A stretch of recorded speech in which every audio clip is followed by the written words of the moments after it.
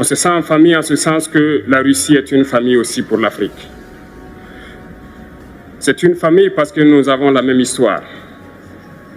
La Russie a consenti d'énormes sacrifices pour libérer le monde du nazisme pendant la Seconde Guerre mondiale.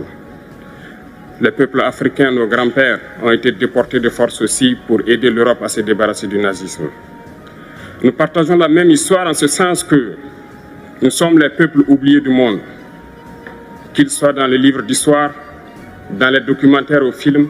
On tend donc à balayer le rôle prépondérant qu'a joué la Russie et de l'Afrique dans cette lutte contre le nazisme. Pour ce qui concerne le Burkina Faso, aujourd'hui nous sommes confrontés depuis plus de 8 ans à la forme de manifestation la plus barbare, la plus violente du néocolonialisme, de l'impérialisme.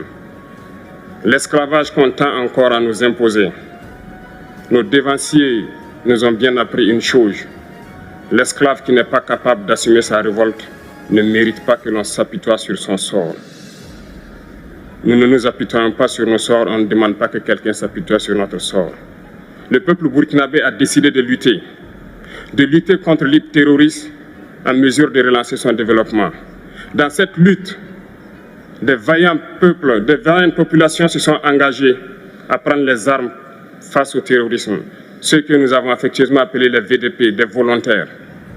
Nous sommes surpris de voir les impérialistes traiter ces VDP de milices et de tout type. C'est décevant, parce qu'en Europe, lorsque des peuples prennent les armes pour défendre leur patrie, on les traite de patriotes. Mais là n'est pas le problème. Ce qui est le problème, c'est de voir des chefs d'État africains qui n'apportent rien à ces peuples qui se battent, mais qui chantent la même chose que les impérialistes en nous traitant de milices, en nous traitant donc d'hommes qui ne respectent pas les droits de l'homme. De quel droit de l'homme parle-t-on? Nous nous offusquons contre cela et c'est honteux. Il faut que nous, chefs d'État africains, nous arrêtons de nous comporter donc en marionnettes qui dansent à chaque fois que les impérialistes tirent sur les ficelles.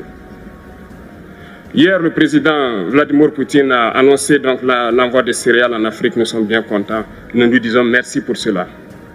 Mais aussi, c'est un message passé à nous, chefs d'État africains, parce qu'au prochain forum, nous ne devrons pas venir ici sans avoir assuré, pour ceux qui ne connaissent pas la guerre, l'autosuffisance alimentaire de nos peuples.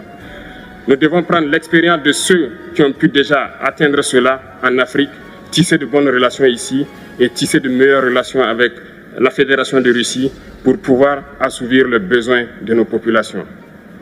Gloire à nos peuples, dignité à nos peuples, victoire à nos peuples. La patrie ou la mort, nous vaincrons. Merci, camarades.